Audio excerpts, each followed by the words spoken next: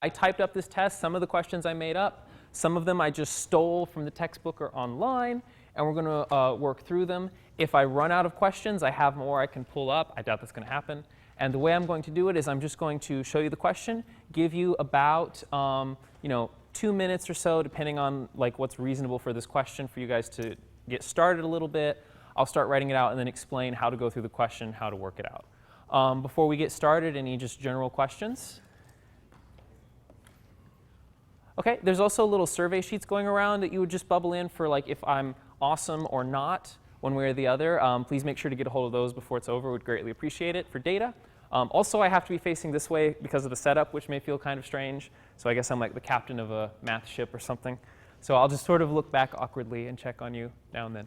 Okay, so make sure my mic's on. Yep, cool.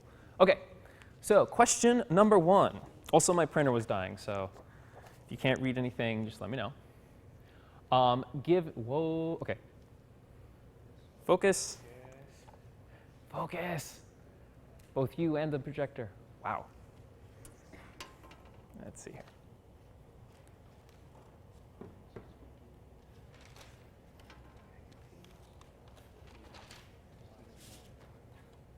OK, well, I will read that out to you, and then I will call someone to check on that right quick. But given the vectors u, which is 1, 3, 5, and v, which is 2, 1, 6, find the smallest angle between them, and just leave it in theta equals arc cosine form. Find the projection of u onto v. And part C, find the vector in the direction of u with length v. So go ahead and get started on that. I'm just going to call someone. 7, 8, 2, 3, 4, 5, 8, 4. Oh, cool. Boop. Yeah, it keeps going like fuzzy, not fuzzy, fuzzy, not fuzzy.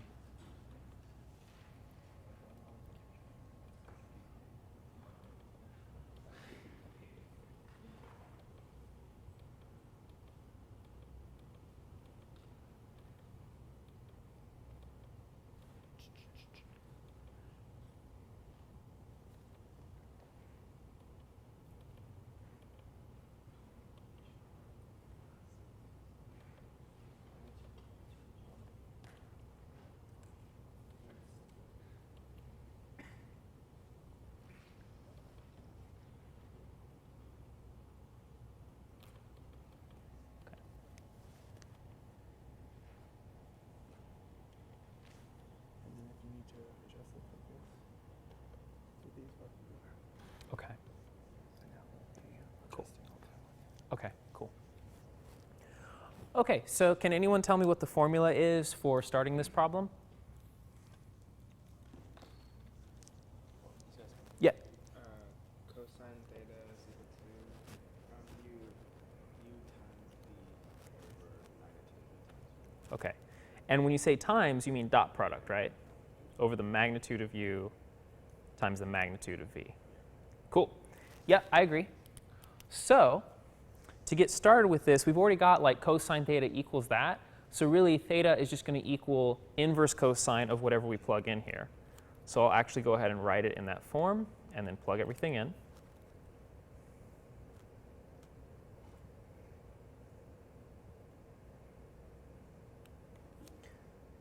So I've got u dotted with v.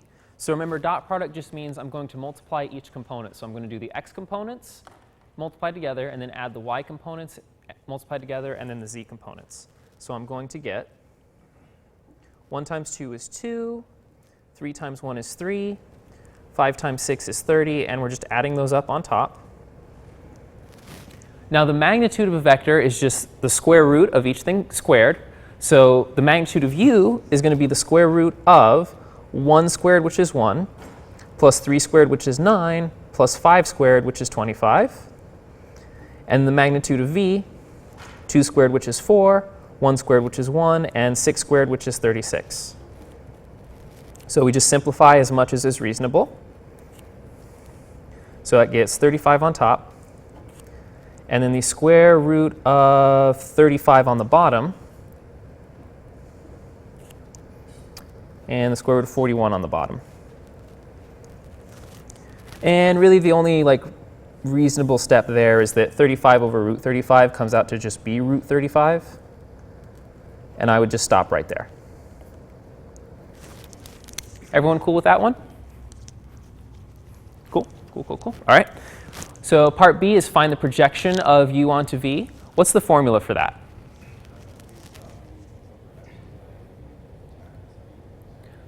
I believe, yeah. So we're getting a new vector, and it's projected onto v, so it makes sense for that one to stay a vector. And then, yeah, u dot v over the magnitude of u. So I'm projecting u onto v. Cool. So v is 1, 3, 5. U dot v, we already know what that is. That's 35. And the magnitude of u, we already know what it is. That's square root of 35. So you could just leave it like that. Since 35 over root 35 is root 35, I could also write root 35, 3 root 35, 5 root 35. All right. What about for part C? What would be a method of approach? Mm-hmm.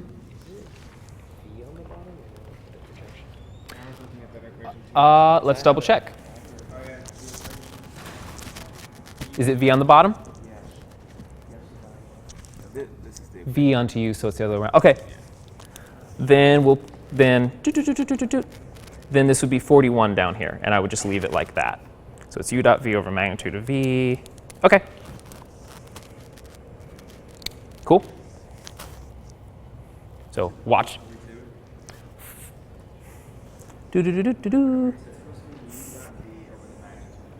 Over the magnitude.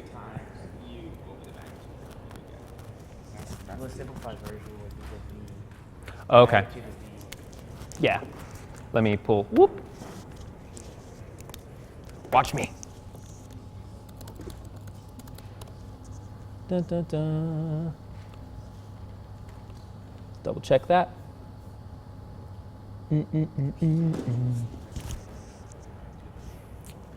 Yeah, so since it's v, it's going to be v. Yeah, so this one is u vector, and then on the bottom, magnitude of, whoop, this u onto v, magnitude of v squared on the bottom, and then on top, u dot v. Okay.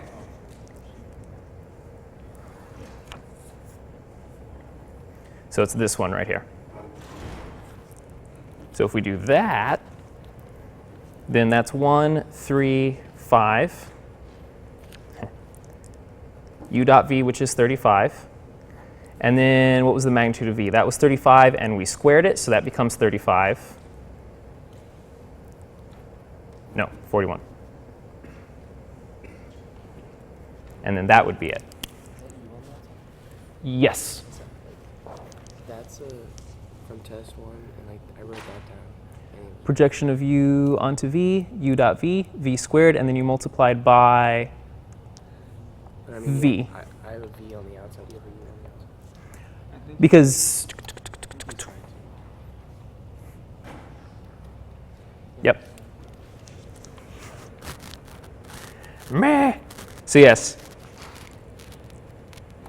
So you have v on the outside, u dot v, and then which magnitude on the bottom? Absolute value of u? Of v. Okay, and then squared, right? For magnitude? Yeah. Okay. Writing that in a different color.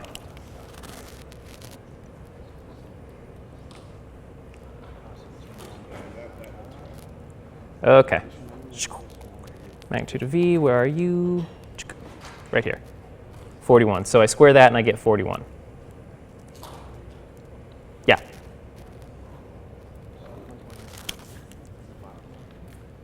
Okay. The orange one. Dun, dun, dun, dun. Yeah. Okay.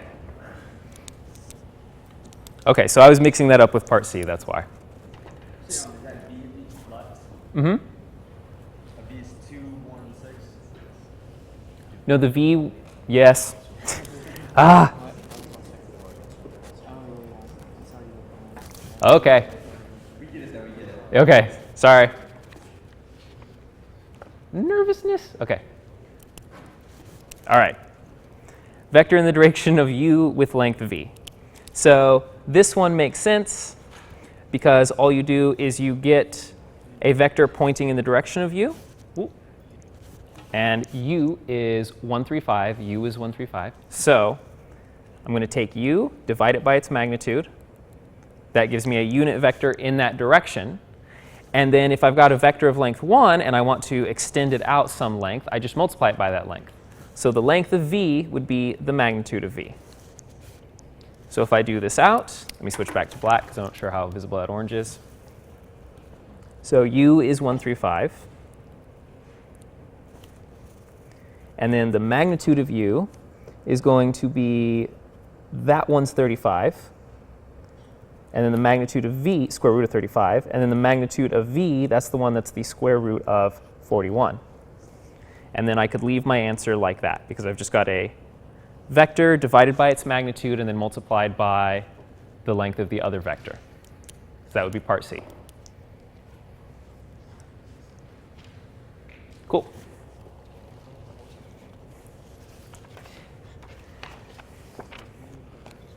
Yeah. Woo. It's, whoops. Yeah, vector u over magnitude of u, that gives me a unit vector, and then multiplied by the length of v, which is the magnitude of v. No problem. OK. Question 2, find the equation of the plane containing these points. Close that. Yeah. OK.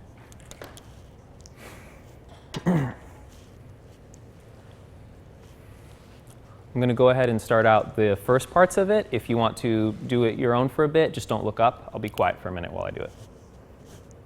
Also, there's different orders you could do this in, so.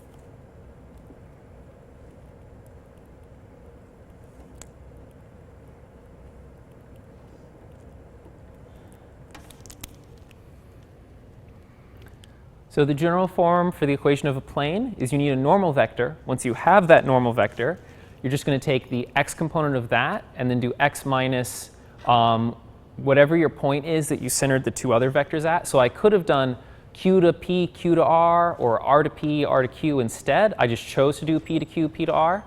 And so I'm going to choose point p for my x naught, y naught, and z naught when I use this formula. But I don't have my normal vector yet, and the way I'm going to get my normal vector is I'm just going to do the cross product of these two guys. So my normal vector is going to be pq cross pr. And so pq was -3, 1, and 0. And pr was -1, -2, -1. Now if I do my cross product, the x component is going to be 1 times -1, which is -1, minus 2 times 0, -2 times 0, which is 0.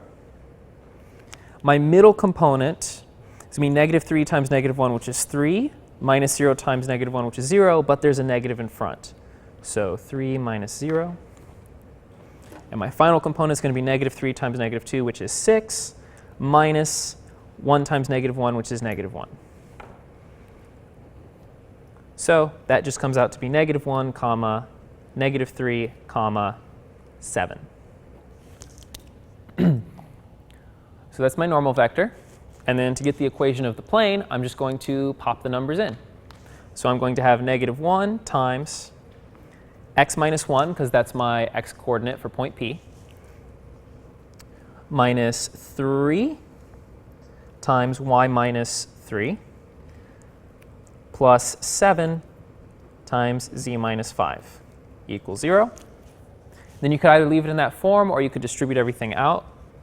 Negative x plus 1, negative 3y plus 9, plus 7z minus 35, and you can move everything over to the other side. Negative x minus 3y plus 7z. 35 minus 9, that's going to be 26, minus 1 is going to be 25. Your equation of a plane might have different numbers in it if you chose different starting points. That doesn't mean it's incorrect. There are multiple ways to represent the same plane. Everyone good with that question? Okay.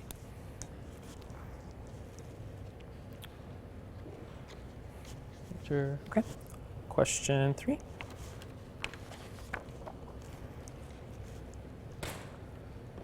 Okay. So given this r vector, find the unit tangent, unit normal, and the binormal.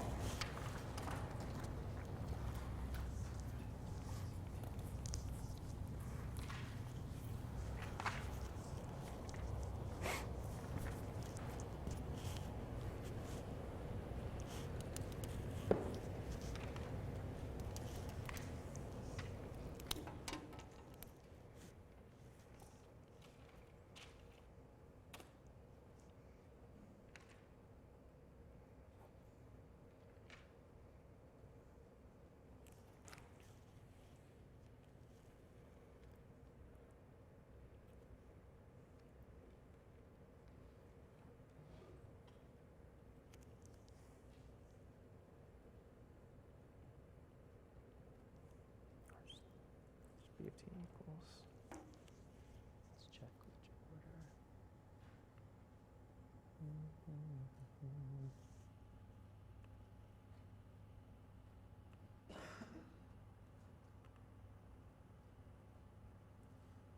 Which direction?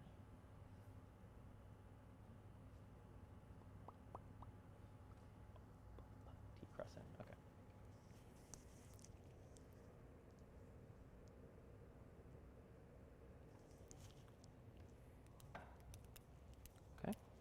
So to do the unit tangent, first I have to have r prime and the magnitude. So I'm going to go ahead and get r prime. So when I take the derivative of r, derivative of t squared is just going to be 2t. Derivative of e to the 3t is just going to be 3 e to the 3t. And t cubed is just going to be 3t squared. So then when I do the magnitude of that,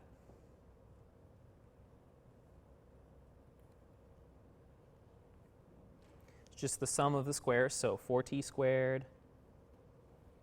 I'll write this third component here first because it's also just a t, so plus 9t to the 4th, and then plus 9e to the, when I square e to the 3t, I'm going to get e to the 6t.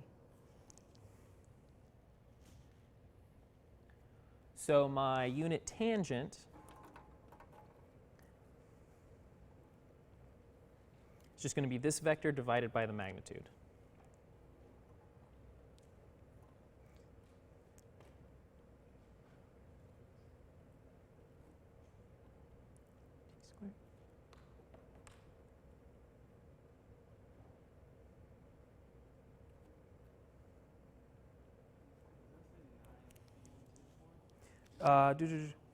Right here, I've got 9t to the 4th and 9e to the 6t plus 4t squared. So since I'm squaring each of these, when I square 2t, I get 4t squared. When I square 3e to the 3t, I get 9e to the 6t. And when I square 3t squared, I get 9t to the 4th.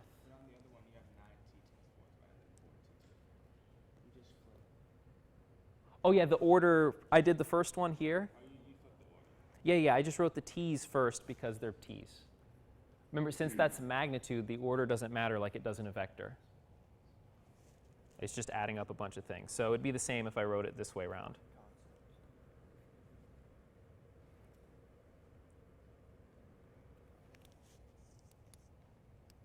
Should be a 6.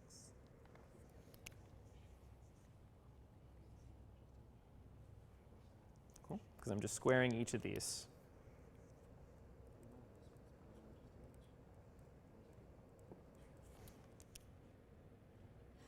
Okay. So now for the unit normal, I'm going to have to do the, oh yeah, this right here is not t over magnitude of t, it's t prime over magnitude of t prime. Okay? So, I'm not entirely sure I gave myself enough room, so I'm just going to flip this over right quick and use the blank page on the back. So I need to do the derivative of this, so let me rewrite it. 2t, 3e to the 3t.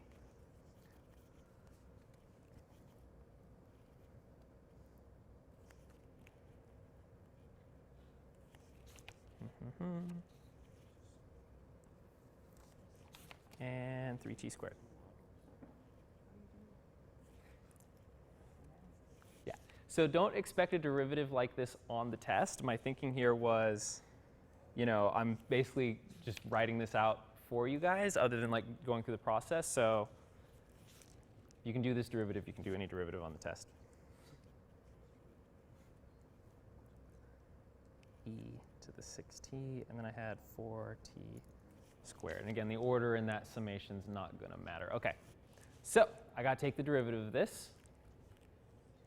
So I'm going to have a repeated pattern. Remember, the quotient rule is bottom derivative of the top minus top derivative of the bottom. So if I just do this derivative once, I don't have to keep redoing it every single time, which is useful when you have gross derivatives. So first, I'll just take the derivative of the bottom, which I'll call g of t. So the derivative of the bottom, remember when you have square roots, you get 1 over 2 times that square root.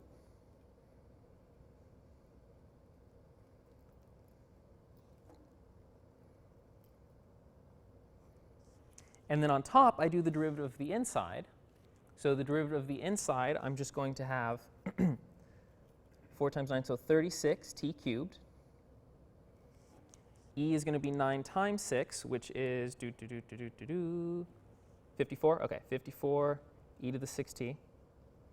And then the derivative of this is going to be 8t. So now that I have that, I don't have to recalculate it every single time. In fact, it would technically be correct if I just used g prime everywhere. So I think I'm going to do that. So I will use g prime. So derivative of the first thing is going to be bottom derivative of the top. So that's going to be 2 times g prime.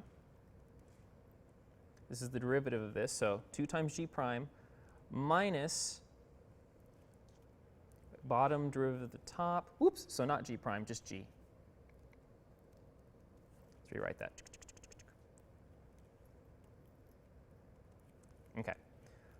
Bottom derivative of the top. So 2 times g minus top derivative of the bottom, so 2tg prime, over the bottom squared. So when I square that, I'm just going to get g squared, which is just 9t to the 4th, 9e to the 6t, 4t squared. So that gives me the x component.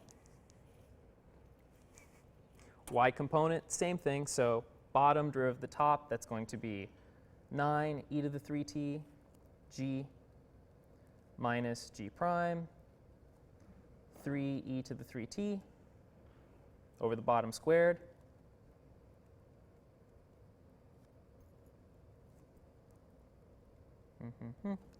OK, z, same thing, bottom derivative of the top, so 6t g minus 3t squared g prime, all over the bottom squared.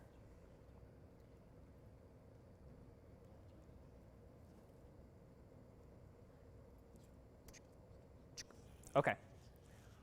Notice I got the same thing over and over and over, so I'll just rewrite this.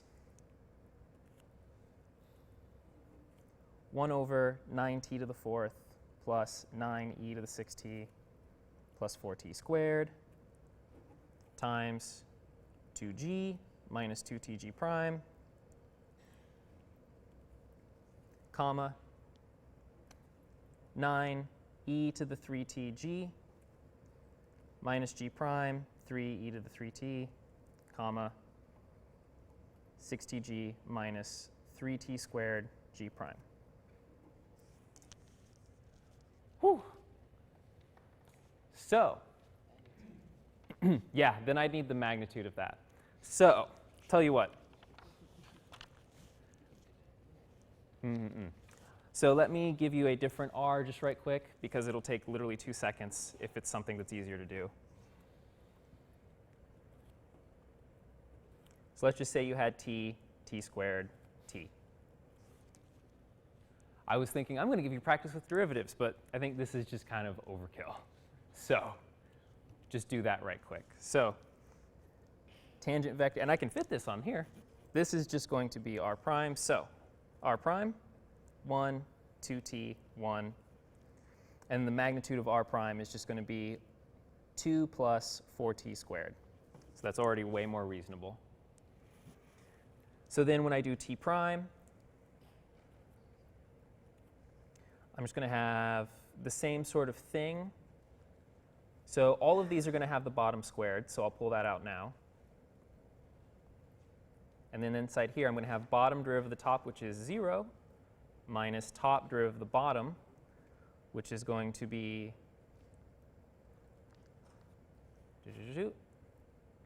8t. So I'm just doing bottom, which is square root of 2 plus 4t squared times derivative of the top. Well, the derivative of 1 is just 0, minus 1 times the derivative of this guy right here, which is going to be 1 over 2 times this, and the derivative of the inside. And then this bottom derivative of the top, I'm just going to get 2 times the square root of 2 plus 4t squared, minus top derivative of the bottom.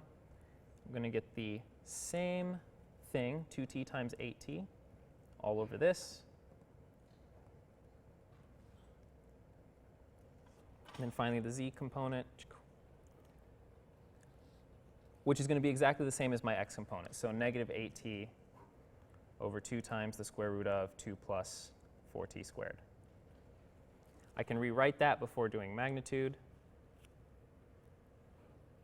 Let's see, everybody's got 2 square root of 2 plus 4t squared. I'll pull that outside. So 2, and these are the same, so I'm going to have 2 plus 4t squared to the 3/2. So that makes this much nicer. I've just got negative 8t.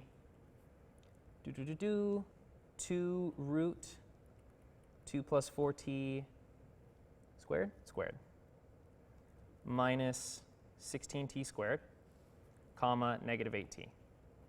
So that's much nicer. So then finally, magnitude of that. Let's see, each of these is going to have 1 over this squared, so I will also pull that out. Square root of 2, and when I square this, that just becomes, but I square root it again, so it stays the same. That squared, but then square rooted.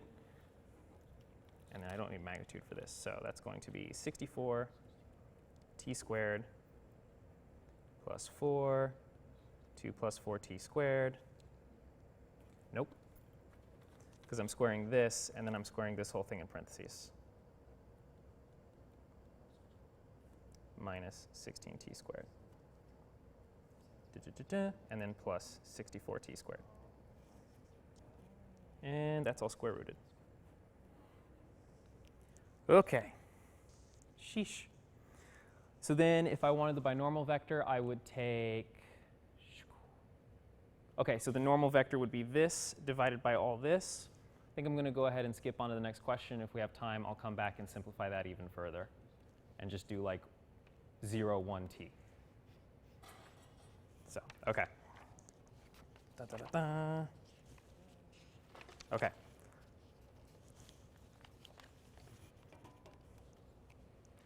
OK, given this guy, take the derivatives using chain rule. So it's x squared y plus y to the fifth z sine of xyz. And we have that x is s of t plus t, y is s of t plus s, and z is s cubed minus ln of t. And you're asked to find the derivative with respect to s and the derivative with respect to t. And I'm going to make up a much more reasonable chain rule thing real quick for the previous one.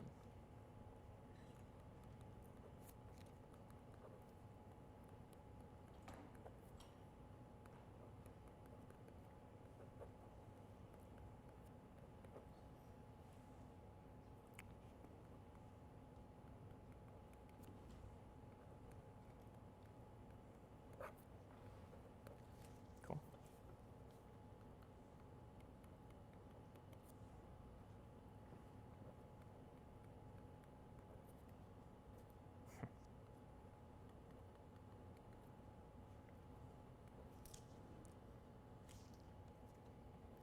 That doesn't make sense.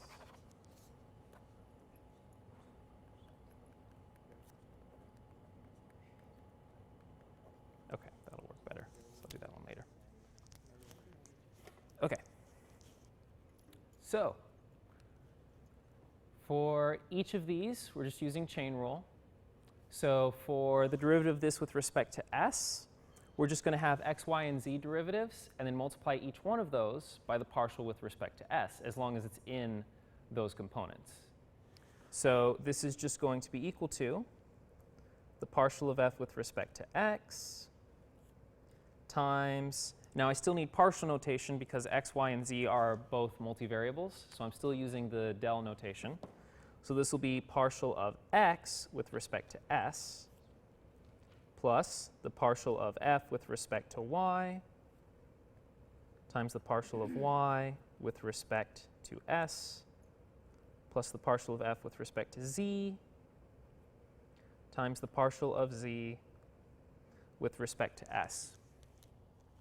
Notice that when we get to f of t, we're going to have the same thing, except it's going to be partials of x, y, and z with respect to t. And we've already figured out partials of f with respect to x, y, and z. Now, of course, you can take a moment to double check yourself when you get there. But you've already done this work as long as it was correct. So I like to put brackets around this stuff when I start. Helps me sort of keep track of everything. So if I'm doing the partial of f with respect to x, I'm going to get 2xy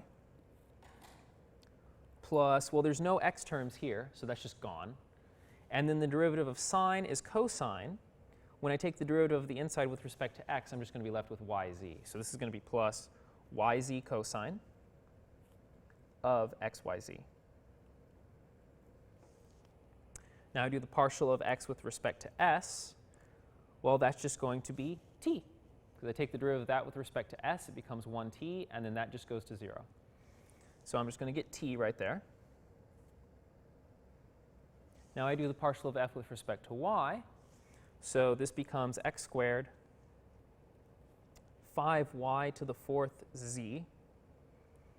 And then same thing with this. It's going to become cosine, missing the variable I'm taking the derivative with respect to. So that's going to be xz cosine xyz.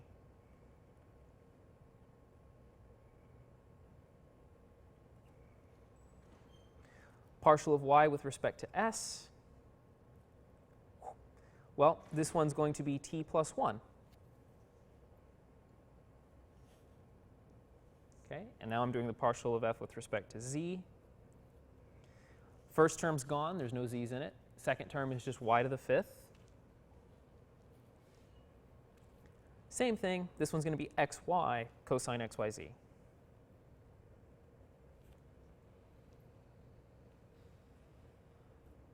Finally, I'm doing the partial of z with respect to s. So this is going to be 3s squared, and the natural log of t just drops out. Cool. So now when I get to partial of f with respect to t, like I said, you're basically just going to copy down each one of these things, because they're not going to change. So I'll just use partial of f with respect to x here, because we already calculated that right there. Likewise for partial of f with respect to y. and partial of f with respect to z. Those have not changed. So all that's going to change is now I'm going to do partial of x with respect to t instead of with respect to s. So when I do the partial of x with respect to t, I'm going to get s plus 1. Now I do the partial of f with respect to y. Partial of y with respect to t is just going to be s. Partial of f with respect to z. And the partial of z with respect to t, now the s cubed crosses out, and I'm doing the derivative of natural log of t, negative. So that's going to be negative 1 over t.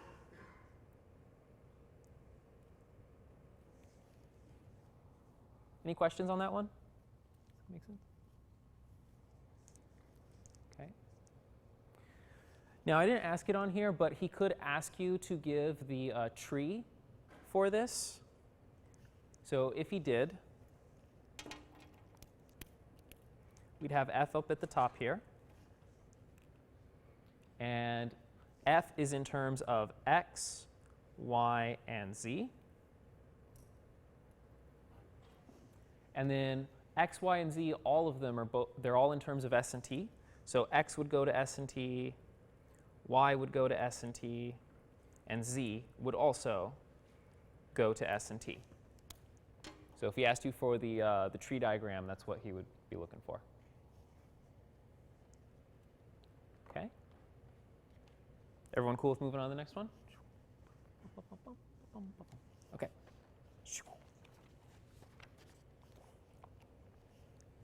This one is find the linear approximation at the point pi over 2 pi for the function e to the cosine x plus sine of y.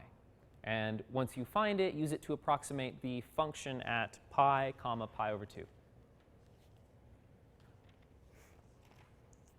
Give you a second with that, and which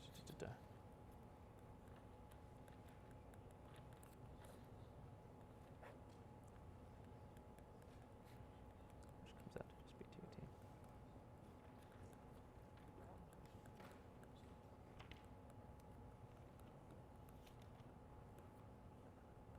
be 2t.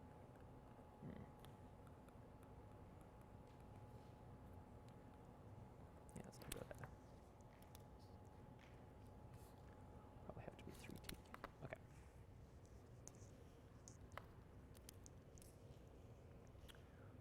Okay.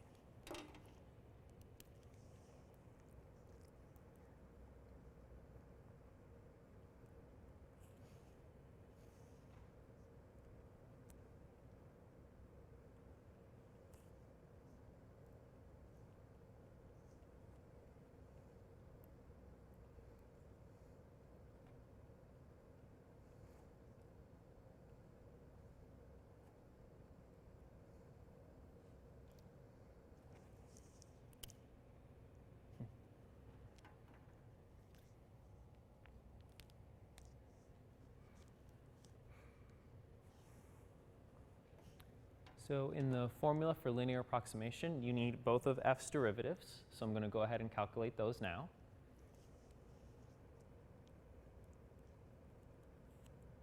So with respect to x, I'm going to have e to the cosine x, and then derivative of cosine is negative sine, so negative e to the cosine x, sine of x. Derivative of this with respect to x, that's just going to drop out, so it's gone. And then f with respect to y.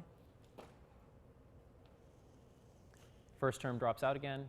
Second term, derivative of sine is cosine.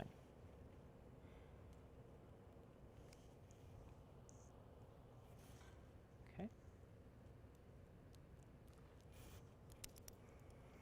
Now we have to do it at the point of interest. So a common mistake is to mix up the point of interest with the point you're approximating with. I would say don't even look at the and use it to approximate bit, because you have to have the function before this question even makes sense. And so I have to be doing it at this point.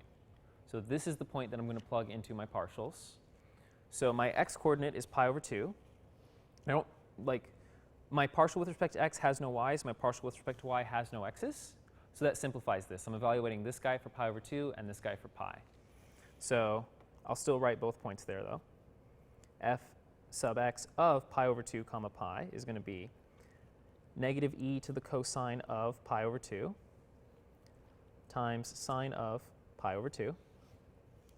Cosine of pi over 2 is 0, so I have negative e to the 0.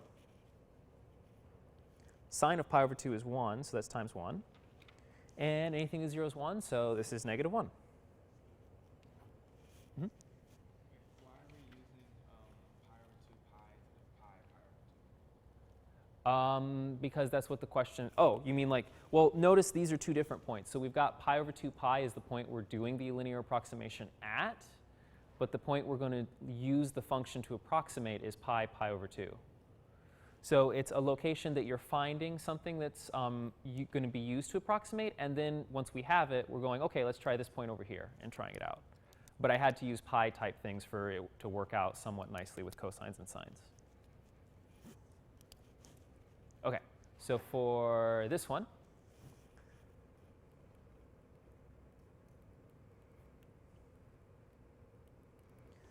so f sub y evaluated at pi over 2 pi, well, pi is my y value, so cosine of pi, that is also negative 1.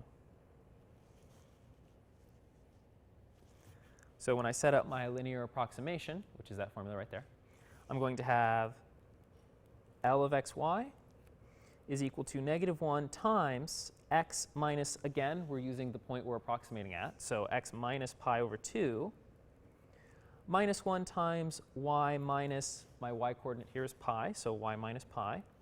And then I've got this plus z naught over here. The z naught is your original function, so just f evaluated at x naught, y naught. That's your initial starting point for your function. So my original function f evaluated at pi over 2 comma pi, that's going to be e to the pi over 2. Cosine of pi over 2 is 0, so that's going to be e to the 0, plus sine of pi, which is 0, so this comes out to just be 1. E to the 0 is 1, 1 plus 0 is 1. So plus 1 in the linear approximation. So that's half credit. You've got the linear approximation. Probably more like 80% credit on this question. And then once you have it, plug this point in to get an approximation. So this is probably more than half. So I'm going to plug that point in to this. So I have L of pi comma pi over 2.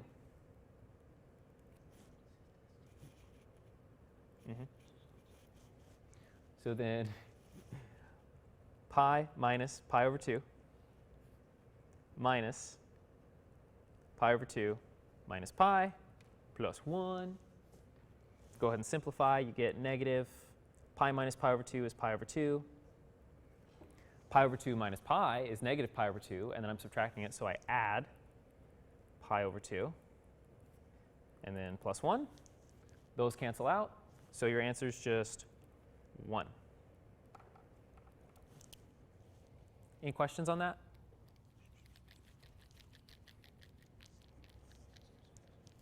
Say what? Yeah. Well, this one is like a little, because you've got pi's and pi's over 2, so I can see like this being easy to do mathematically, but easy to mess up because you got the pi's everywhere. But, you know, we shall see. Okay. Oh, be nice if you could see it. So find a vector equation for the line tangent to the curve defined by s of t. This one is more reasonable as far as the derivatives you get when you go through this.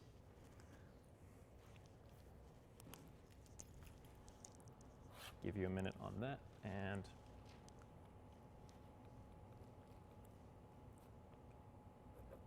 let's see here.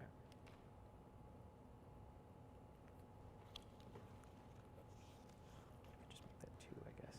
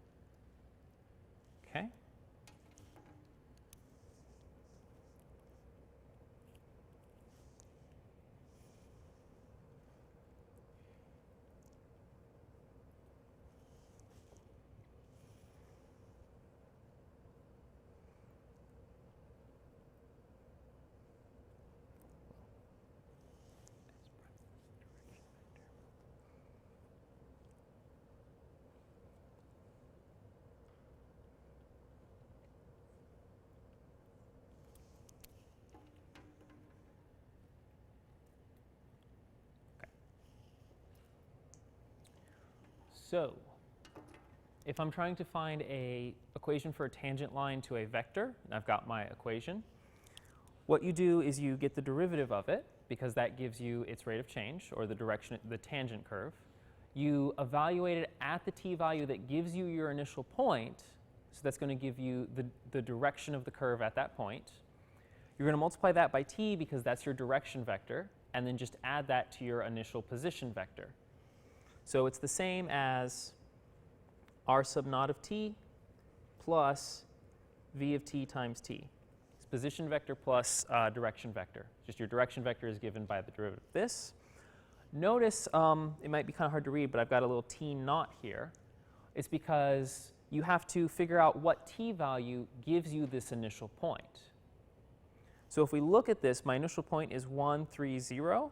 If it was something more complex, you could like set up a system of 3 equations and solve. But if you look at this, the only way I'm going to get 3 from the middle value is if this was 0. And then e to the 0 cubed would be 1. And then 0 over 1 minus 0 would be 0. So, What is that letter up there? it's a t up here. No, above that.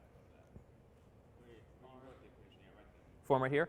R of t is equal to s prime of t times t plus x naught, y naught, z naught. So this is the derivative of our function s. This one right here? That's the general form for a tangent line. You have your position vector. So where you start at. And you have your direction vector, so which way you're pointing it. It's R of 10. This looks like a line. I was wondering what letter that was. Oh, it's an R, sorry. Yeah, R naught of t. Okay. So my initial t value, the one that works here, is 0. That's the one that gives me all that point right there. So I'm going to take s prime and then plug this value in to get my direction vector. So s prime of t, derivative of e to the t cubed is going to be 3t squared e to the t cubed. Derivative of this right here is just going to be negative 2t. And the derivative of the fraction, again, quotient rule, so bottom derivative of the top, so that's going to be 1 minus t times 1, minus top, which is t, times the derivative of the bottom. Derivative of the bottom is going to be negative 1, all over the bottom squared. Okay? I'll just simplify that.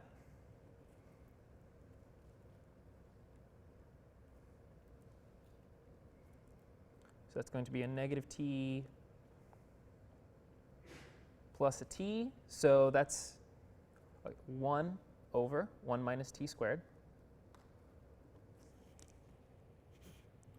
Cool. And, oh, yes. Squared. 1 minus t quantity squared.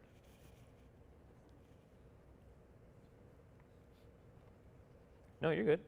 Wasn't let I put it in the wrong place. Okay. Okay.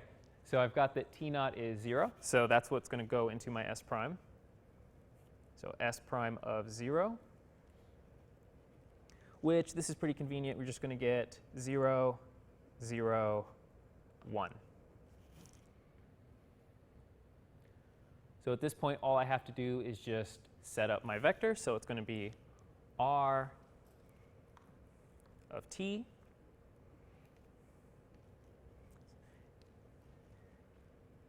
(0, 0, 1) times t plus wherever we're starting at, and we're starting at 1, 3, 0. So I just get the vector 1, because 0 times t is just 0. 3, again, 0 times t is 0. And then 0 plus 1 times t is just t.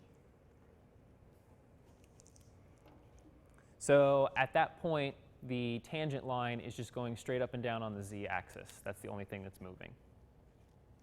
It's fixed in the x and y.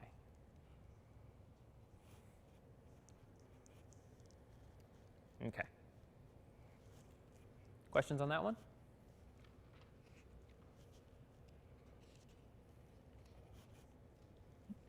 I have a question number 5. Question number 5. Did we have one? Yeah, that was the chain rule. Yeah, no problem. Okay. So we have question number 8. So we're getting towards the test 3 material, the newer stuff.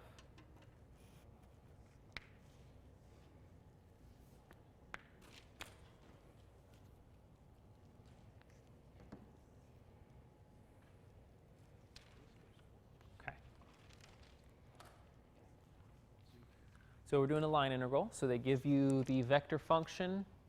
And does anyone notice anything weird about the way you're given what the curve is? It's from 2 points, and they tell you literally nothing else, right?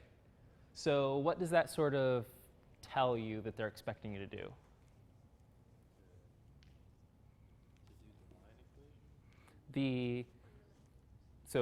I think I heard it. Yes, the fundamental theorem of line integrals. So that's sort of a red flag that, like, it doesn't matter what your curve is, right? I don't care. Which would mean you could just make an arbitrary curve and do a line integral. You have to be careful that you did one that was reasonable, though, if you did that. But since it doesn't matter what curve you make, that means this guy must be conservative, which would mean we have to use the fundamental theorem of line integrals. Now, how would I check that that's conservative? What's the check for that? The curl is 0, right. So I'm going to do that check right quick. Honestly, if you can tell, like, the way this is given, you could jump straight to getting your potential function because it just seems obvious that it would exist. And if you get stuck, maybe double check. But for good form, you should check that the curl is 0. So I'll just do that on the back right quick. So checking that the curl of f comes out to be 0. Partial with respect to x, y, z. Okay. So again, this is a third yz cubed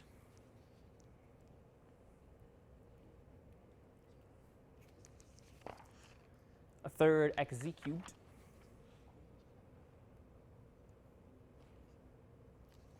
and where to go? Xyz squared. Okay. So just taking my cross product here. Derivative of this with respect to y is just going to be xz squared.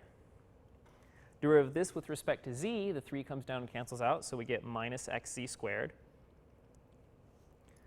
Partial with respect to y, derivative of this with respect to x is just going to be yz squared. Partial of this with respect to z is going to be yz squared.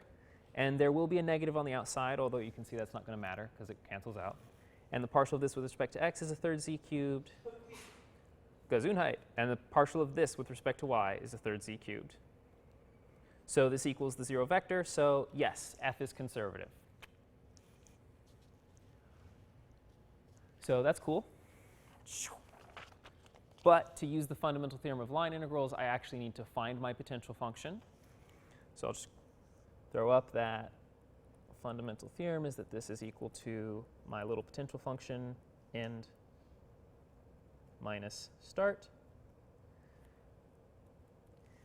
And it's where big F is equal to the gradient of little f, which must mean that the x component is the partial with respect to x, the y component is the partial with respect to y, and the z component would be the partial with respect to z. So that gives me where to start. I already know that this must be the partial with respect to x. I know that this must be with respect to y, and I know that this must be with respect to z. So I can start with any one of these. I'm just going to start with the x. So I'm going to have f sub x is equal to 1/3 yz cubed. Okay. To get my f, I just do the integral of that with respect to x, because it's the partial with respect to x. So I have the integral of 1/3 yz cubed dx, which means I get 1/3 xyz cubed plus some function of y and z. I have to have that function of y and z, because if all that's in here is y's and z's, it could be a mile long. But when I take its derivative with respect to x, it would all cancel out. So I don't know whether or not there are z's there, so I'm going to assume there were and figure out what they are. Now that I'm this far, I can just take the derivative of this with respect to y. So f sub y equals, well, the 3 is going to come down. That's going to become xyz squared. Oh, sorry, with respect to y. So the y is just going to go away. I'm going to have a third xz cubed. Sorry. And then I take the partial of this with respect to y, so plus h sub y of yz. But I already know what fy is supposed to be. F sub y is supposed to be this right here. So I'll set them equal.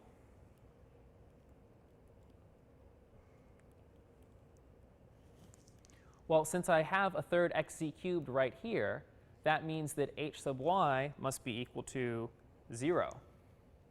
So now I'll sort of pluck this off on its own. H sub y of yz equals 0. So if I integrate both sides, I'm going to get h of yz equals the integral of 0 with respect to y, which means I'll use capital H. There could have been some function of z over here. If I take the derivative of this with respect to y, it would just cross out and I'd get 0. So there's some function with respect to z here. So if I look back up here at my original, my little f, I have that little h of yz is equal to big H of z. So little f so far is a third xyz cubed plus big H of z. Can you explain how you got big H of z again? Yeah, I just needed some sort of thing to label this. So it doesn't have to be big H. I could have called it little g or a q or something. It's just that there's some other function of z. For the same reason that when I did the derivative with respect to x, there could be some extra pieces with y's and z's in them. When I did the derivative with respect to y, there could be some other pieces with just z's in them. And those would have canceled out when I did the derivative with respect to y. And you could keep doing this for like a million variables. It would be the same idea. Like, I got rid of one, but there could still be the others over here that I don't know about. Also, if you just pluck this off, the integral of 0 with respect to anything, so I'll just use like, I don't know, like a theta, could be some function of anything other than theta. Literally, derivative of anything that doesn't have that variable in it could have been 0.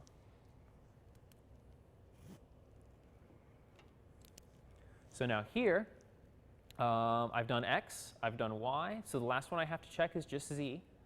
So I'll take the derivative of this guy with respect to z. The 3 comes down, and now I get xyz squared. I'm taking the derivative of a function of z with respect to z, so I could just use prime notation at this point, so I will. And if I look back at my function, I already know what f sub z is supposed to be. It's supposed to be this right here. So that's going to be equal to xyz squared. And once again, I look on both sides. I've got these. So h prime of z would have to be equal to 0.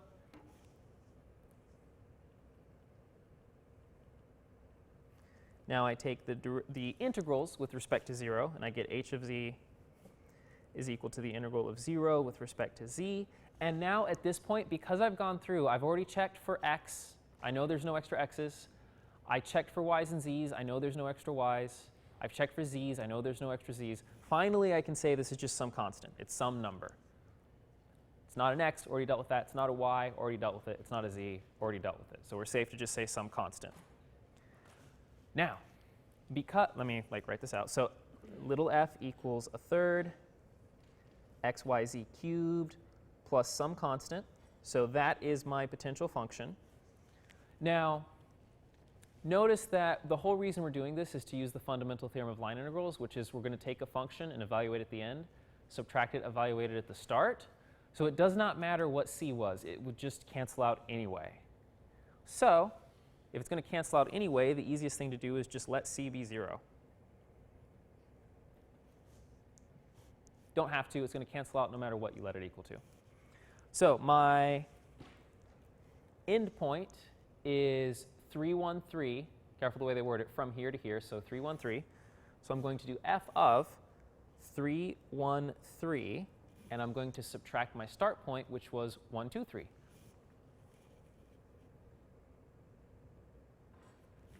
So now I just plug in these values. So for this, I have a third times 3 times 1 times 3 to the third minus a third times 1 times 2 times 3 to the third. The 3's cancel here. 3 to the third is 27. One of the 3's cancel here. So I have 1 times 2 times 3 squared, which is 2 times 9, which is 18. And 27 minus 18 is 9. Questions on that one?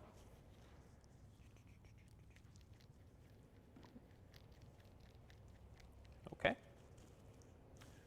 So then we have question number 9. Stokes' theorem.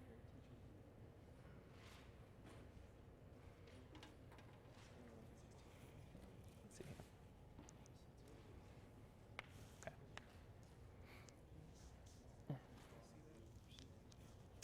Yeah. Quick.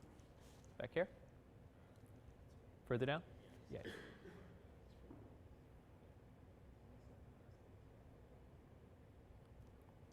Cool. Okay. Okay. Kind of refer for this one. Okay.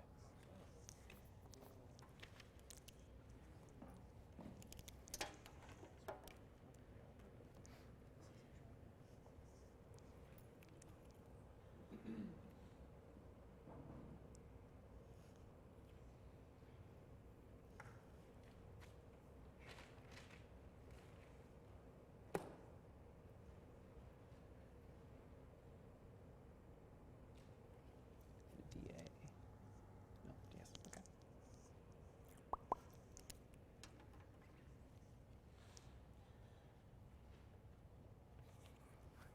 And as you can see, I got this one from, I have this posted on the website if you want to go here for other examples and explanations of stuff, but I got this from this website.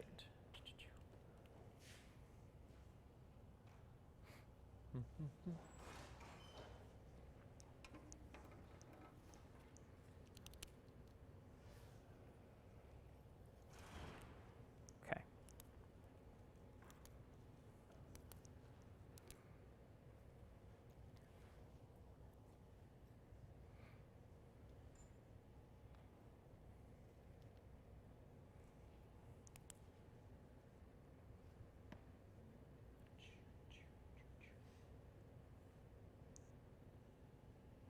Okay. So since in the formula we need the curl of f, I'm going to go ahead and get that before doing anything else.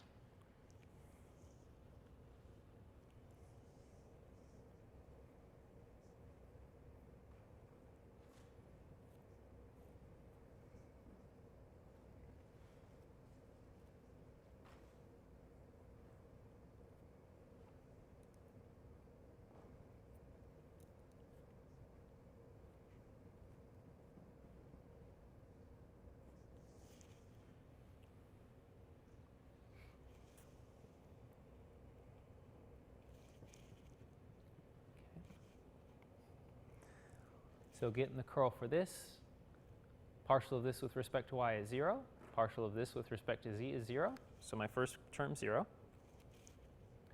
Partial of this with respect to x is 1. Partial of this with respect to z is 2z. But I have a negative in front. So that's negative 1 minus 2z. Partial of this with respect to x is 0. Partial of this with respect to y is 0. So my third coordinate is 0. So I just wind up with 0, comma, 2z minus 1, comma 0.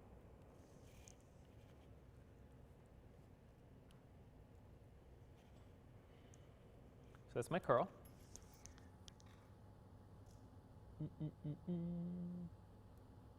Okay, cool, cool, cool. So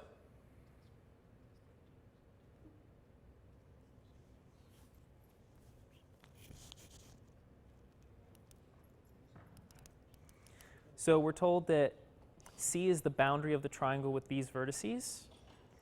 In order to proceed, I'm going to have to do dot ds. And remember, dot ds, I'm going to be able to do that as a vector function of u and v dA.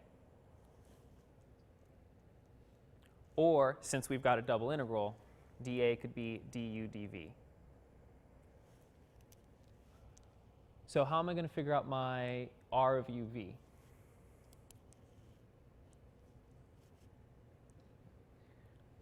Well, I have these vertices here, so I'll do a little sketch. Also notice they're all positive, so my z-axis, my y-axis, x-axis, and I'll just take mark 1s here, here, and here.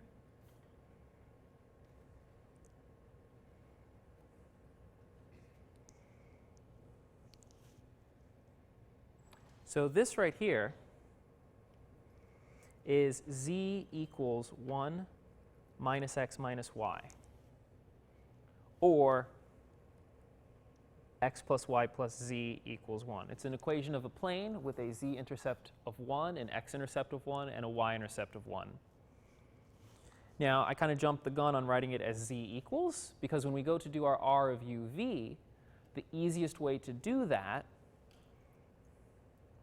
is to just let the x component be u, the y component be v, and then when I get to the z component, well, I've got a function right here. Z equals these things in terms of x and y.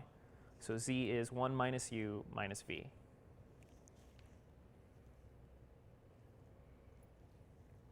Okay. So now if I set up my line integral using Stokes' theorem, it's going to be the double integral of the curl, which is 0, 2z minus 1, 0. And then I'm going to dot that with, is that r or r prime? Let me double check.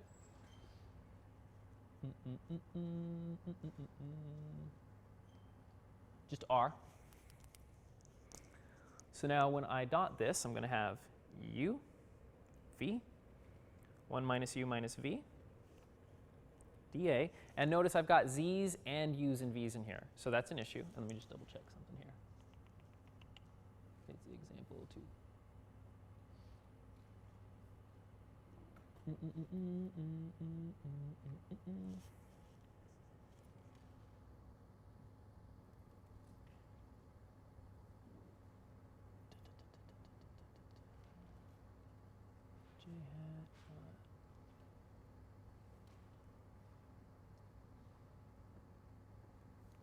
Okay, yeah. Okay, so over here for z, since I have z is equal to 1 minus x minus y, I'm going to want to put that in terms of u and v. So I'm going to do that now before I do the dot product.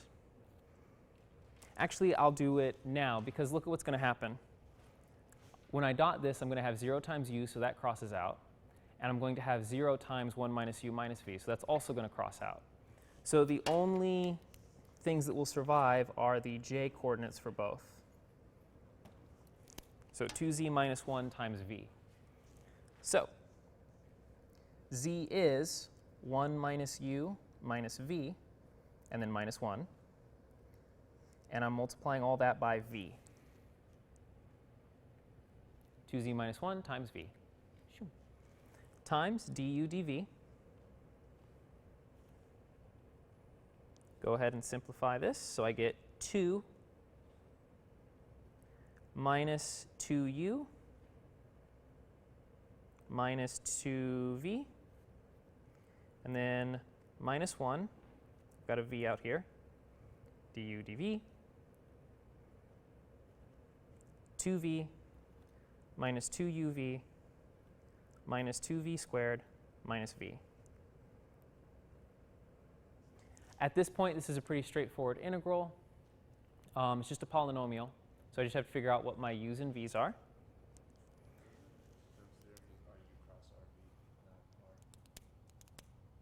Yes, okay. That's what I kept double checking. I was like, what's going on? Okay. Do I need to do RU cross RV? Yeah, okay. So, yes. So it's not RU. I mean, it's not R. It's RU cross RV. Okay. Shoom.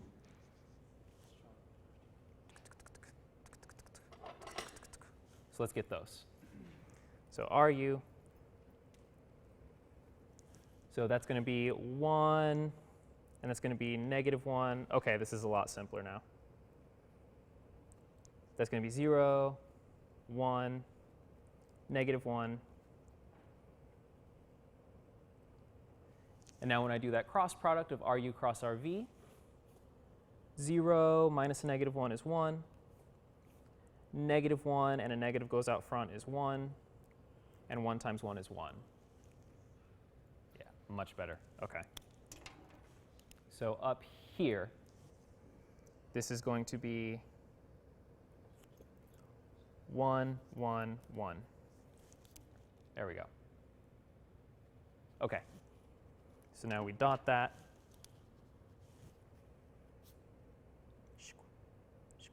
Again, 0 everything, so we just have 2z minus 1.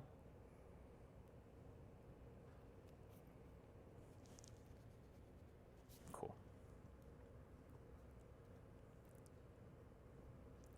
And again, z is still 1 minus u minus v. Minus 1 dA. Okay, way better. 2 minus 1 is just 1. Minus 2u minus 2v du dv. Okay. Now I need my bounds for u and v. So to get those, I'll look back here. U is x, v is y. So I'm basically ignoring z, and I'm just doing this region down here.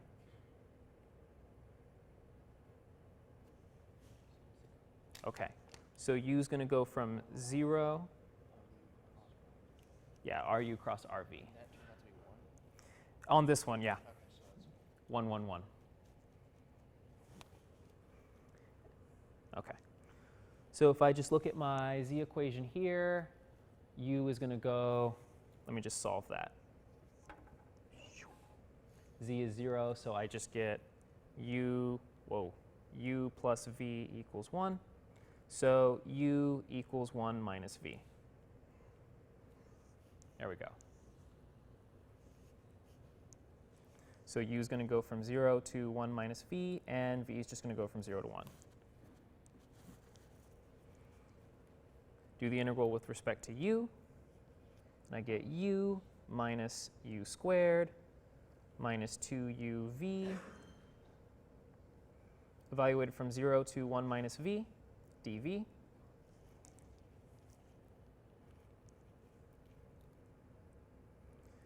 So just plug that in. 1 minus v minus 1 minus v squared minus 2 1 minus v times v. This is all dv. Do I have sort of right on the front of this a bit?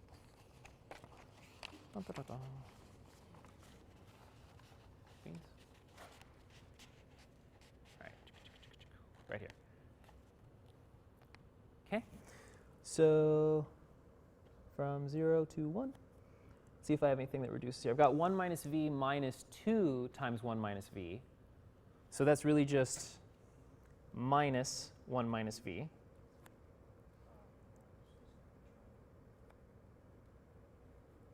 dv.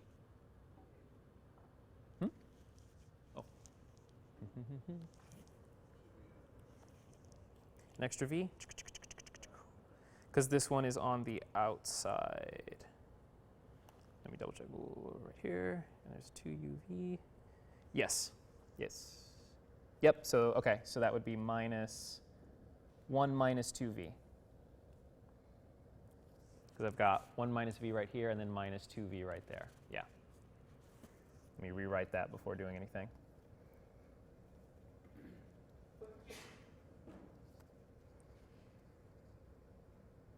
Quantity squared. Okay. Easiest thing to do would just be to multiply that out and then take the integral. So 1 minus v minus 2v plus 2v squared. And then this one over here is going to be, actually I can just leave that alone and do an integral, huh? I'll do that. dv. Okay, let's go ahead and do the integral. So this right here is just going to be v minus a half v squared minus v squared plus 2/3 v cubed. And then this guy, this one right here is just going to be minus 1/3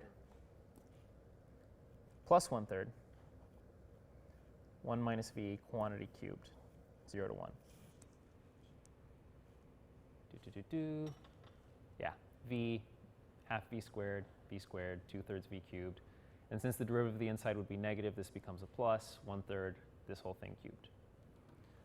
I'll combine like terms before plugging in numbers. No other v's, so leave that as a v. Half minus 1 is minus 3/2. And then plus 1/3, 1 minus v quantity cubed. We're going from 0 to 1. So plug in 1, I get 1 minus 3/2 plus 2/3. 1 minus 1 is 0.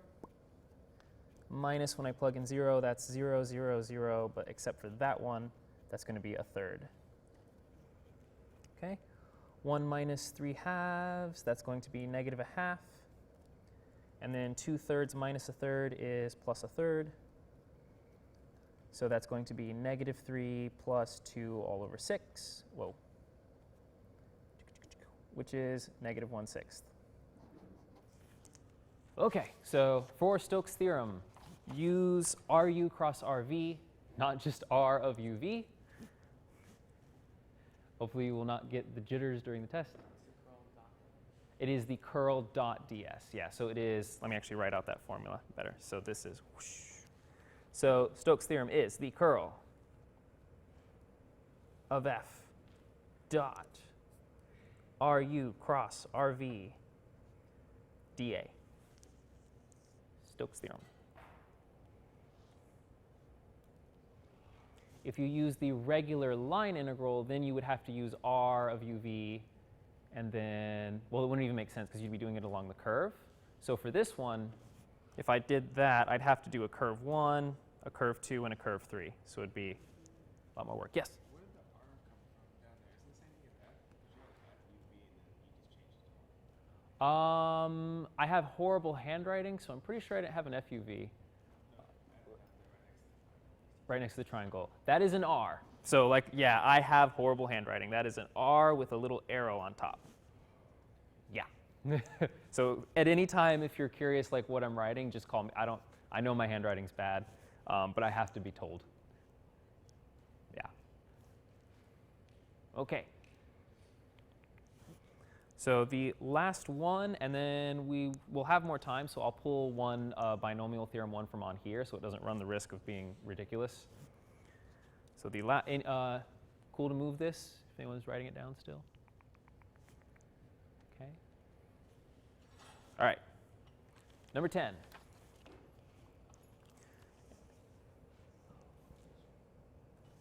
Divergence theorem.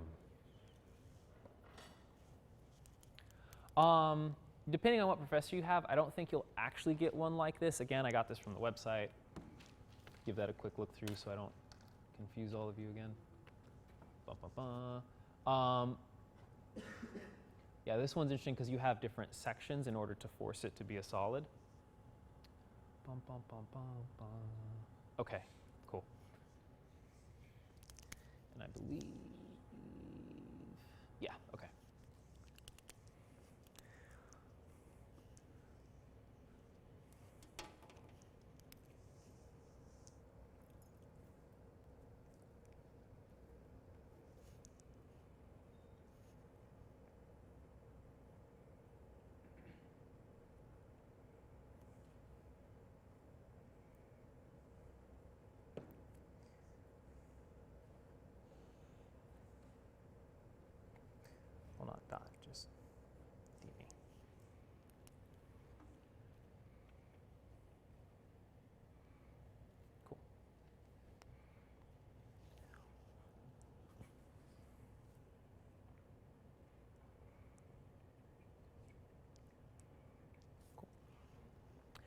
So at some point, I will need the divergence of f. So I'll go ahead and get it now.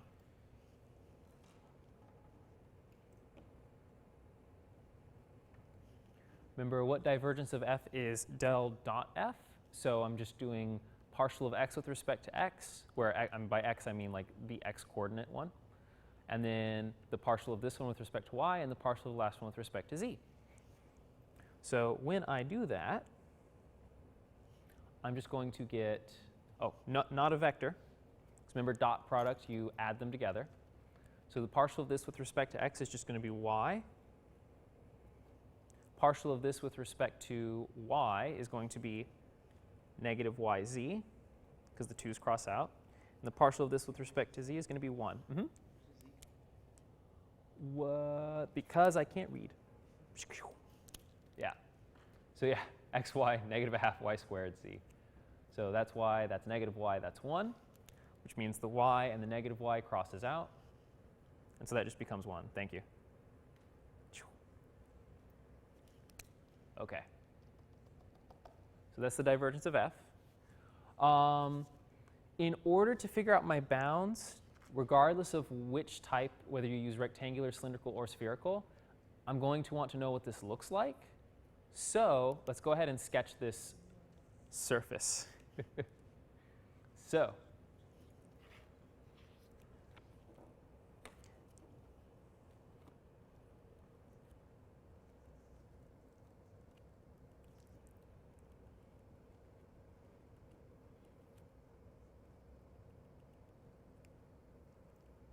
OK.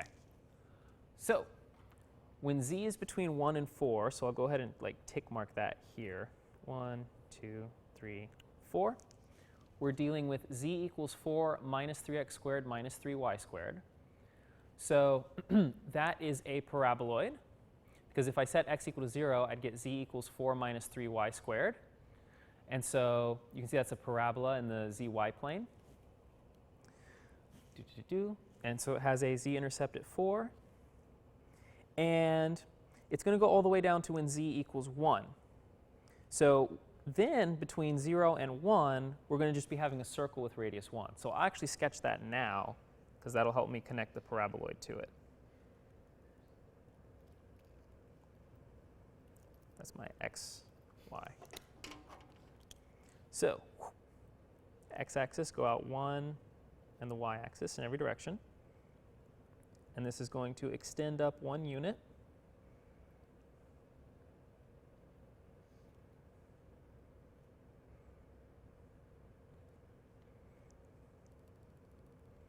And so that's what I have on the, for z in between 0 and 1. That extends around to the back as well. Yeah, so it's a circle down here and then sort of lifts up like a Pringles can. That's kind of difficult to see. Okay. Now on top of that, we've got this paraboloid, so like this cap. So if we look when z equals 1 for this, we have 1 equals 4 minus 3x squared minus 3y squared. Let's subtract 1 from both sides and then add these guys over. So I'm going to get 3x squared plus 3y squared equals 4 minus 1, which is 3. If I divide all of that by 3, I just get a circle with radius 1. So that's nice, because that means this connects perfectly onto this, which, yeah, so that fits perfectly on there. And we know it has a z-intercept of 4, so it's going to go up like this. Such is the nature of the paraboloid.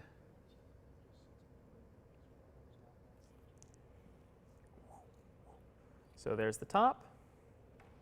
Again, this is z equals 4 minus 3x squared minus 3y squared. This is x squared plus y squared equals 1.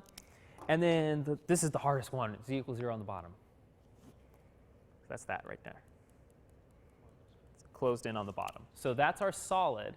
Because it's not a standard solid, it's not a circle, it's not a cylinder, it's some weird Frankenstein of those, but it is a closed surface. In other words, it's a solid. So we can use the divergence theorem on it.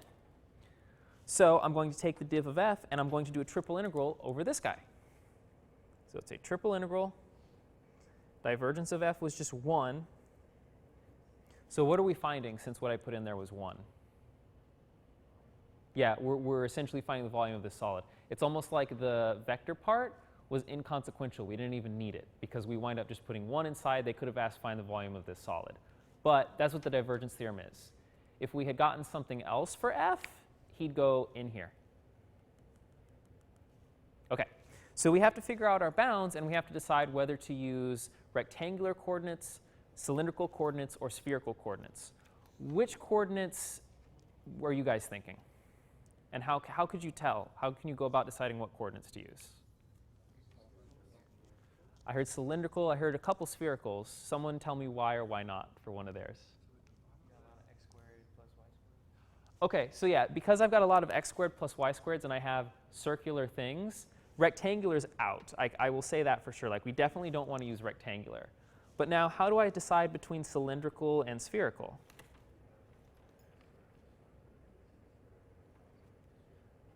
Yeah, and my check mark was me like responding to what you said, was like, if we had x squared plus y squared plus z squared, that would be wonderful. Spherical would be great. Another thing that makes spherical good is, for example, if some of you have seen the ice cream cone example, what was nice about this was that our radius was consistent. It was this long, and then it would swing up like this. And so my rho wasn't a function. My rho was just something, and I could change my angles and swing it all the way around. If you look at this solid, is rho constant? Is rho going to be able to stay constant for this? No, we'd have to. And depending on your professors, you probably haven't seen how to do that. So cylindrical, however, would be great because I could just do an r. We know how to make an r stay within a certain bound and then go up from there. So give myself some space for the bounds. Yeah. Mm-hmm. So wait, is the structure like the circle and then that goes into like a pyramid? Yeah, like I have it up here. Hopefully this translates somewhat OK on a dot cam. We'll see. There goes nothing. That is the shape. Yeah. So it's like I guess the cap of a bullet or something, you know? It's too violent? OK. But, you know, it's, so, or really weird ice cream. So, OK. So the easiest way to do cylindrical here would, well, not the easiest way. The conversion for a cylindrical for dv is this becomes r dz dr d theta. So what does z go in between if you look at the picture here? 0 to what? Not to 4. 4 minus 3 or, oh wait, Right. Yes. 4 minus, and then this is 3 times, parentheses, x, I'll actually write it, minus 3 times x squared plus y squared. That's my upper bound for z. And since we're changing to cylindrical, that's going to be r squared. It has to be that because if it was from 0 to 4, we'd have this shape that I'm dotting out. We'd have a rectangular cuboid sort of thing.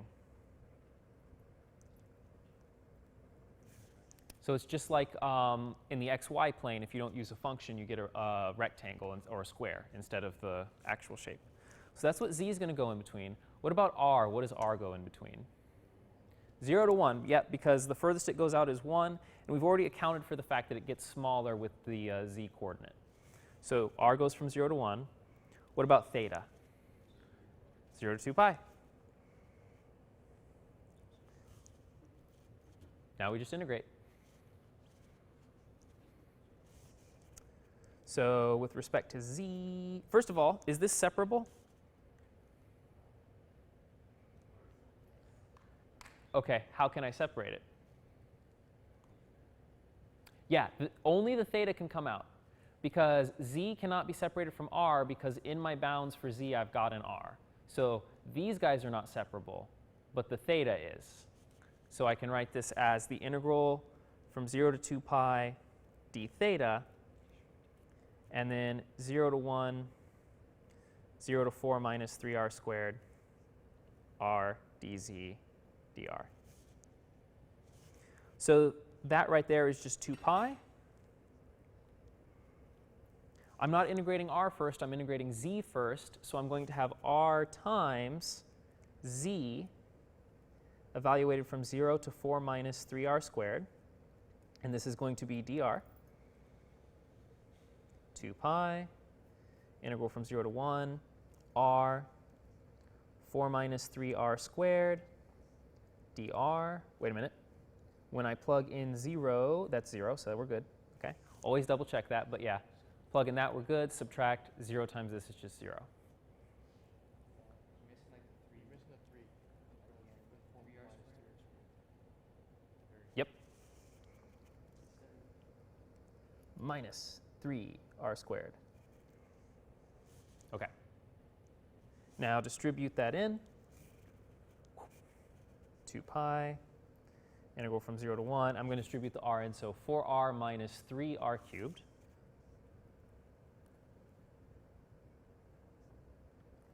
Just do that integral. That's going to be 2r squared minus 3/4 r to the 4th, evaluated from 0 to 1, 2 pi. Just plug in 1, I get 2 minus 3/4. 0 would just be 0. So 2 is 4/4. 4/4 minus 3/4 is 1/4. So I have 2 pi over 4 or pi over 2.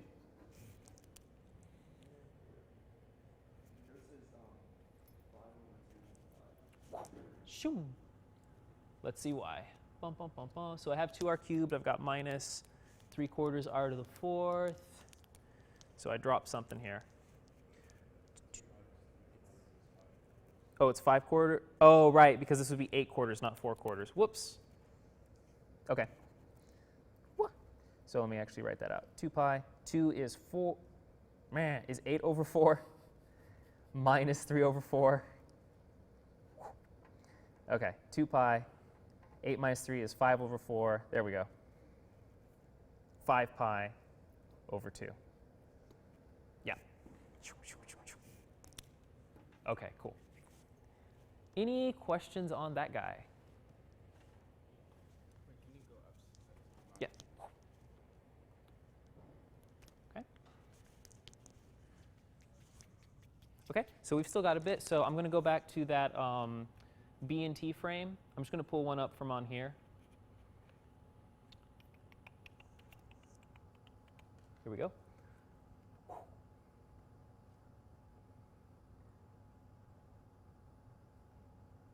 Okay, so I'm going to use their example. Now I will cite it.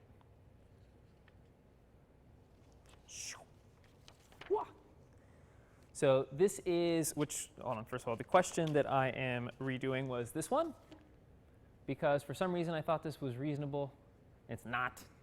So finding the unit tangent, unit normal, and the binormal. In a test, we did, I think. Hmm? For the end section, Mm-hmm. when they were finding like t prime or t prime of t, Mm-hmm. they only found the prime of.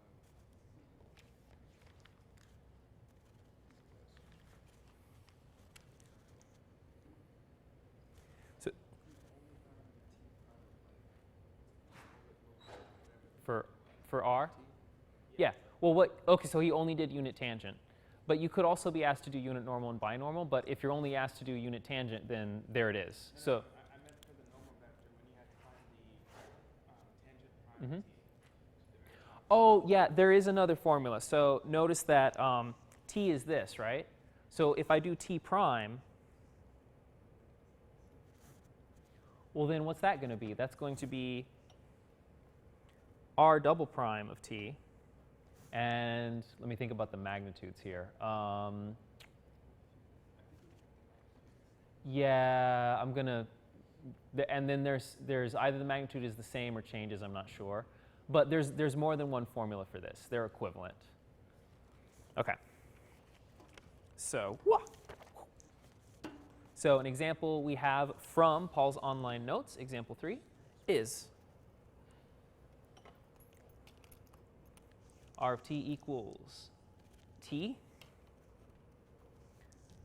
3 sine, 3 cosine.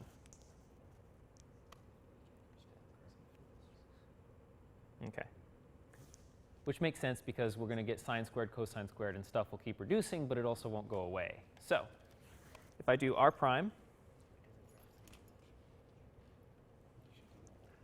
derivative is 1. The derivative of this is 3 cosine. Derivative of cosine is negative sine, so negative 3 sine. Magnitude of this is just going to be 1 plus 9 cosine squared plus 9 sine squared. So I can factor out a 9, and then cosine squared plus sine squared is just 1. So I get 1 plus 9, or 10. So then the unit tangent, not prime, the unit tangent is just this vector right here, 1 over the magnitude of r prime times r prime, which is 1, 3 cosine, negative 3 sine. Okay.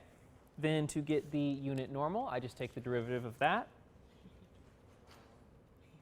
What's nice about having a constant in front is that it doesn't complicate the derivatives. You can just leave it out here. So the derivative of 1 is 0. Derivative of 3 cosine is negative 3 sine. Derivative of sine is cosine, so negative 3 cosine. Magnitude of this guy,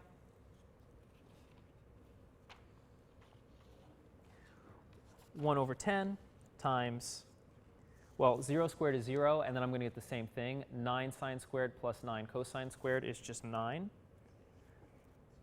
So this comes out to be 3 over the square root of 10. So however you want to write that, you could also write it as 3 root 10 over 10. And so then the unit normal vector is just my t prime vector divided by this. So I'll put this stuff out front. In fact, I'll use this form, because when I divide by this fraction, it's going to flip over. So I'm going to have root 10 over 3 times 1 over root 10, and then just my unit tangent prime. So that just comes out to 1/3, 0, negative 3 sine, negative 3 cosine. Okay, and finally, for the binormal, binormal is just n cross t. Double check. Nope, t cross n. So I'll just throw a negative in front of this. So it's negative n cross t or t cross n. So I just set that up. T original, where are you? Right here. 1 over root 10. 3 root 10 cosine, negative 3 root 10 sine. Okay, and then n is this right here, so that's just going to be 0. Okay, the 3 goes in nicely. Negative sine, negative cosine, and then I, j, and k. Then you just do that cross product, and that would be your binormal. So that's going to be 3 root 10 negative cosine squared minus, so that becomes a plus 3 root 10 sine squared. And then a negative is going to be in front of this, so this times this is negative, minus a 0 becomes positive, cosine over root 10. And the final one is negative sine over root 10. So that would be unit tangent, unit normal, and binormal.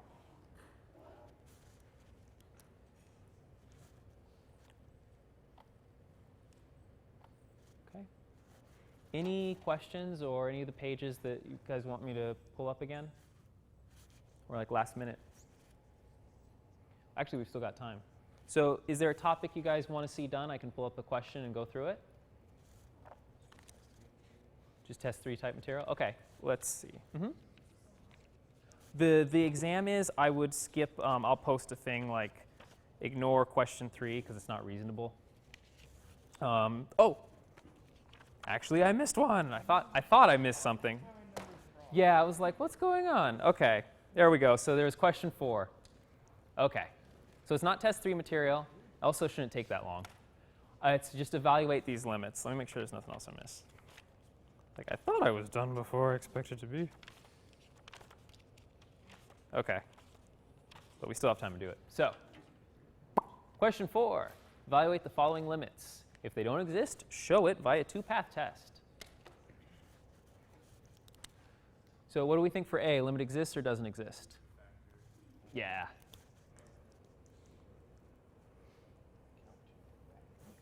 Yeah.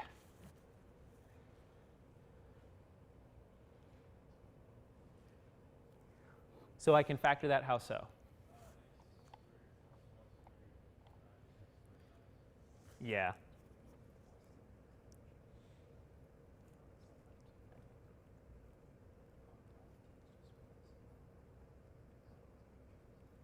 Yeah, and then these cross out.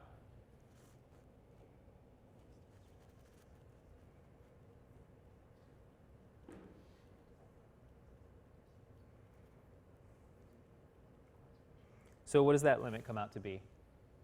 0, because you get 0 squared minus 0 squared, which is 0. Okay. What about part B? Does that limit exist?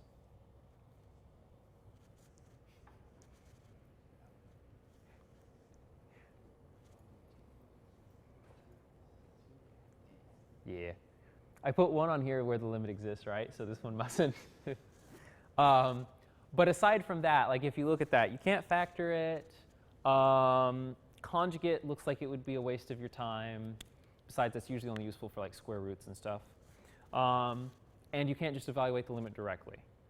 So what's a path I could go along? Okay. So I'll do path 1, x equal to y. So if I try that, I'm going to get the limit as xy approaches 0, 0. And this right here, since x equals y, I'm going to get y to the, well, you could use x's or y's. I'll use y's. So I'm going to get y to the 5th,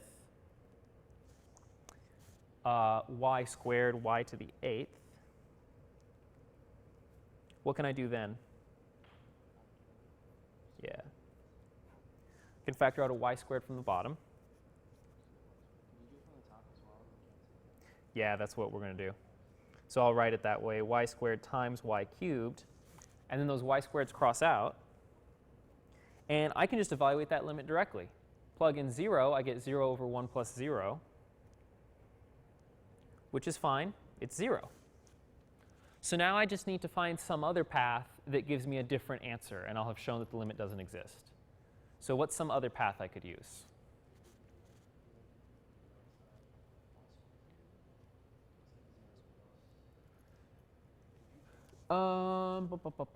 I could. There's an easier one.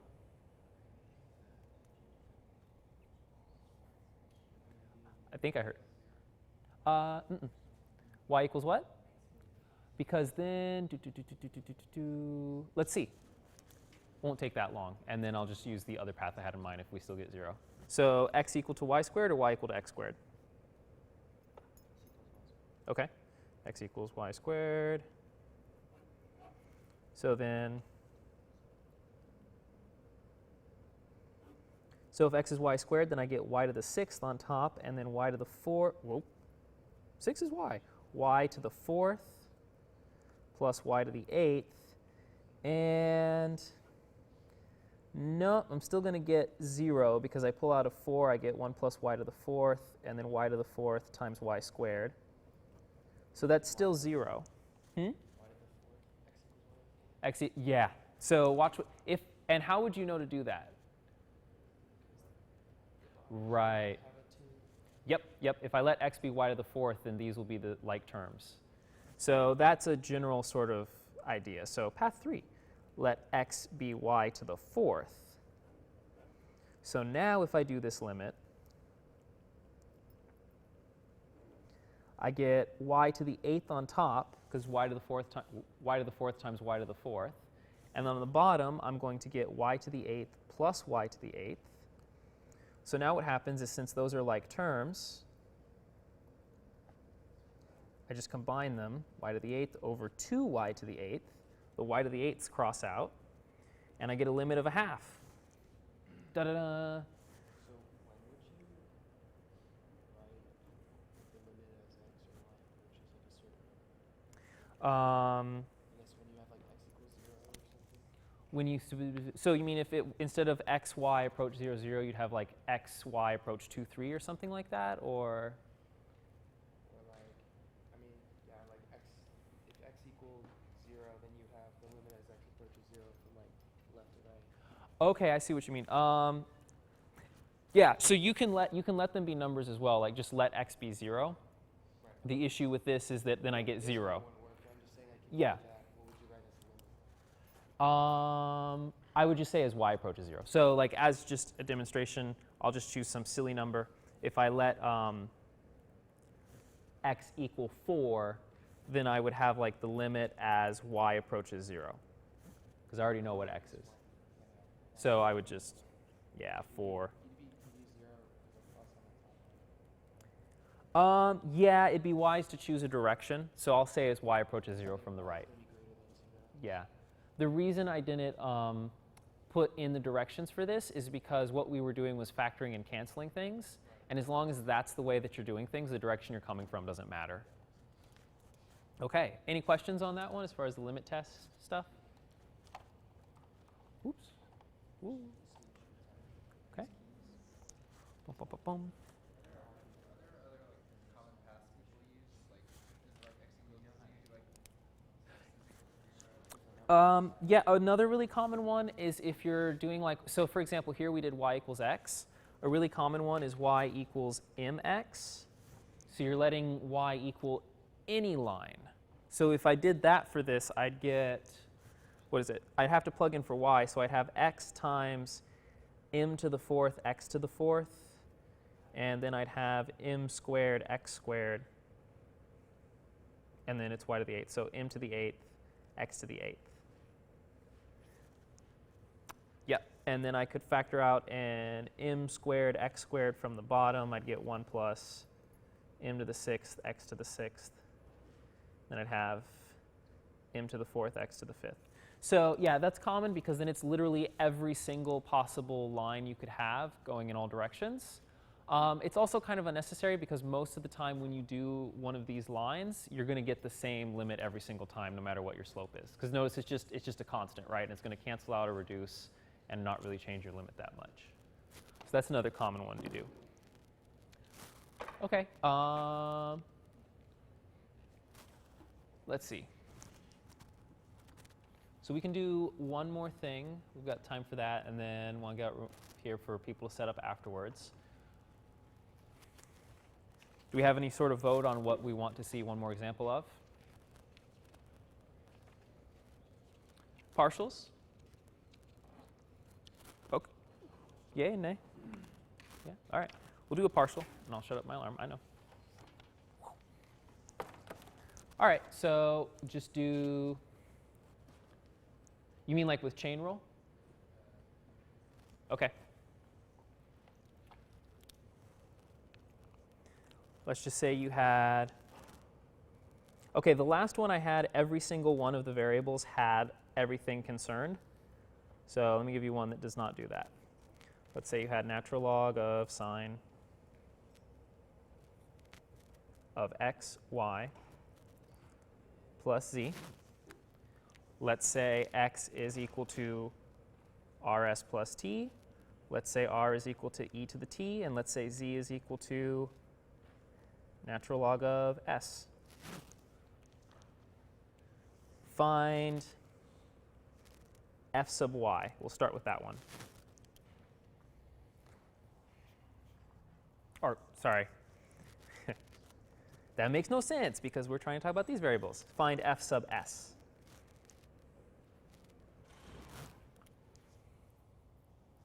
So what would the format for that be?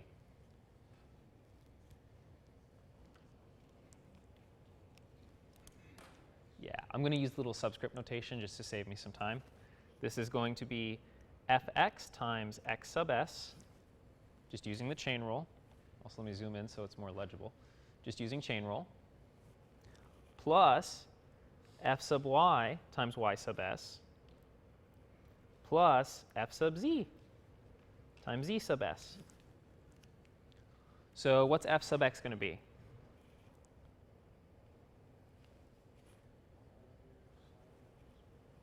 So the derivative of natural log is 1 over whatever that is. And then, well, remember the derivative of sine is cosine. So I'd have cosine of xy. And then plus another chain, right. The derivative of xy with respect to x would be y. So that's f sub x. Then the derivative of x with respect to s would just be r. Then partial derivative of this with respect to y, we'd get a very similar thing except with an x in front. So x cosine of xy over sine of xy. Partial derivative of y with respect to s, well, what do you notice about that? 0. Yeah, there's no s's here, so that's 0. So if I'd noticed that to start with, I needn't have even bothered to do this, although realistically they'd probably ask you for f sub s, f sub r, and f sub t, so you'd have to know what it is eventually anyway. But yeah, that would just be 0. Plus, well, now the derivative of this with respect to z, what's that going to be? 1. And the derivative of z with respect to s? 1 over s. Yeah. Cool. I'll go ahead and write down the rest of them. I'll just explain them out loud, and then we'll be out of time, and I'll show you the tree diagram as well. And thank you. So f sub r. I'll just look through this, and I'll see, all right, the only thing that has an r in it is x, which means I don't need f sub y, and I don't need f sub z. These are 0, because there is no r in there. So all I'm going to have is y cosine of xy, sine of xy, and then the derivative of x with respect to r is just going to be s. Finally, I'll do t, f sub t. I'll just write it now. It's f sub x, which we've got. It's y cosine xy sine xy. Derivative of x with respect to t, that's just going to be 1. So I got 1. Derivative of f with respect to y, well, need I bother? Yes. So that's going to be f sub y.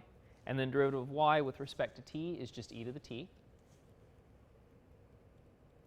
Partial derivative of f with respect to z was just 1, so I'll actually write that. Yeah, and then the partial derivative of z with respect to t is just going to be 0. That's going to be gone, so times 0. And if they wanted you to write the chain rule tree for this, now that I don't have every single one of the variables ending in those, it would be f goes to x, y, z, x goes to rst, y only goes to t, and z only goes to s. And so that would be your chain rule tree for that one. Cool. Any last minute, just general questions? Okay. Apologies for the mistakes. Please don't kill me. Good luck whenever your finals are. Woohoo! Got one of those. Whew. Okay. Oh, thank you. Oh, and if you have the survey forms, if you guys could bring them up, that'd be awesome. Or actually, it's obvious where they are, so let me pack up and then.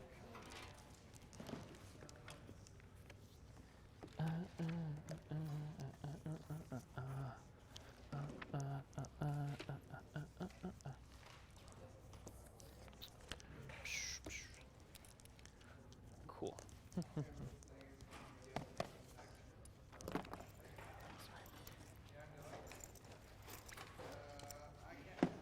not going because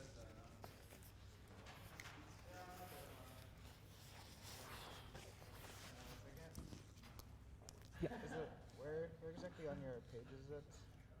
Oh, it's not here. Go to UCF Study Union. No, all one word. Okay. It's a website. UCF Study Union. Study Union. You're good. Okay. study. Okay, that's .wordpress.com. okay.